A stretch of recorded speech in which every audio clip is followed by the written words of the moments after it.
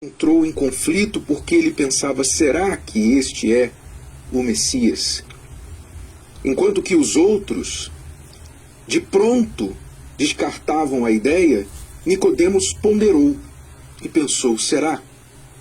Então, com a sua curiosidade, diz o texto sagrado lá no Evangelho de João, capítulo 3, que é o único evangelho que relata a história deste homem, Nicodemos,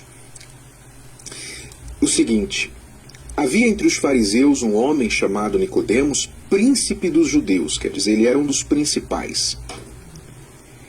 Este foi ter de noite com Jesus e disse-lhe: Rabi, bem sabemos que és mestre, vindo de Deus, porque ninguém pode fazer estes sinais que tu fazes se Deus não for com ele.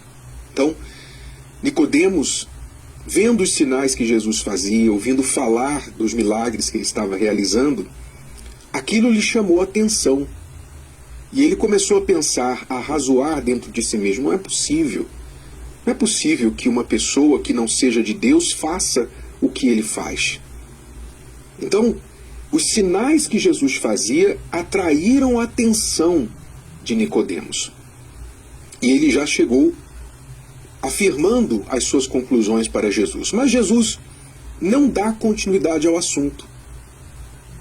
Jesus não emenda e entretém aquela afirmação dizendo: realmente eu sou de Deus. Não, e você viu também quando eu curei o leproso. Jesus não começou a reforçar a afirmação de Nicodemos. Pelo contrário, de forma abrupta, Jesus muda o assunto e fala o seguinte para ele: na verdade te digo. Em outras palavras, Nicodemos, o que importa mesmo, que você tem que saber mesmo, é o seguinte: aquele que não nascer de novo não pode ver o reino de Deus. Vamos entender aqui, vamos desembalar esses primeiros versículos. Eu não vou nem de longe falar de toda a história de Nicodemos, que está desde o início até o fim do Evangelho de João. Ele estava lá quando José de Arimateia foi retirar o corpo de Jesus da cruz e sepultá-lo. Nicodemos estava lá também. Mas, enfim, vamos focar só neste início aqui da história dele. A primeira coisa que chama atenção é que Nicodemos escolheu ir ter com Jesus de noite. Naturalmente, porque ele, sendo um dos principais dos judeus, não queria ser visto. Ele evitou a multidão do dia, as multidões, ele evitou a luz do dia, não é? Porque, como diz o ditado, à noite todos os gatos são pardos. Não é? Então, ele saiu de noite, às escondidas, e foi ter com Jesus, para não ser visto por ninguém, porque ele ainda não estava certo da sua fé.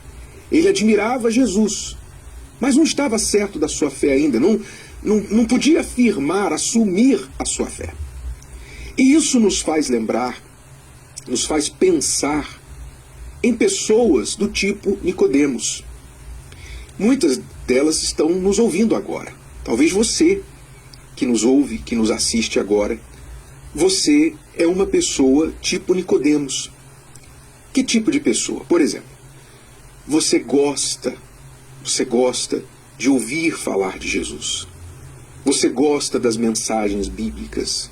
Talvez você acompanha estas mensagens aqui todos os dias, fielmente, porque as mensagens lhe fazem bem. Você aprende, você percebe que elas te enriquecem. Você respeita e fala: poxa, eu respeito o trabalho desse pessoal, eles parecem que ajudam muitas pessoas, não é? A Igreja Universal faz um trabalho, falo mal dela, mas eu vejo que eles ajudam muita gente. Então, você é um simpatizante do Evangelho, um simpatizante de Jesus. Você é uma pessoa que se agrada daquilo que você ouve e o pouquinho que você recebe. Você se agrada. Só que, como Nicodemos, você não assume a sua fé. Você não mostra Você não tira o casaco e mostra a camiseta. Eu sou de Jesus. Olha, agora estou assumindo a minha fé. Você não faz isso. E por algumas razões, eu não falo isso para te criticar, eu falo isso para você refletir. Porque se você for, entre aspas, um cristão, não é?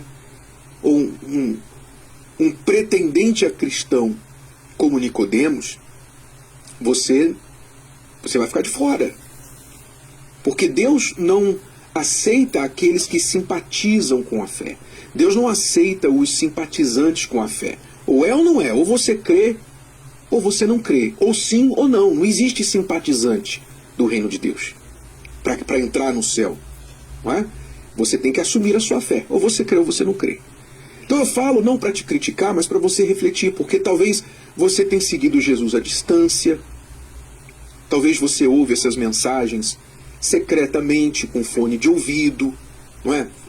Tudo bem, não é que todo mundo que ouve com fone de ouvido está ouvindo secretamente, mas talvez você faz questão de esconder dos outros que você gosta dessas mensagens, que você admira, que você lê a Bíblia, que você assiste a programação da igreja. Você faz tudo assim, tipo, bem privadamente, bem no privado.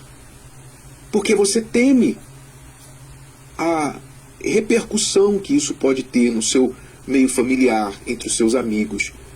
Você fica preocupado, pensando assim, meu Deus, se minhas amigas souberem que eu estou ouvindo essas coisas, se os meus pais, se o meu marido souber que eu estou ouvindo essas coisas, essas coisas, né? Você então esconde, mas ao mesmo tempo te faz bem. Aí você não assume a sua fé. Então você fica dividido. E isso não é bom, porque você está com uma sensação de bem-estar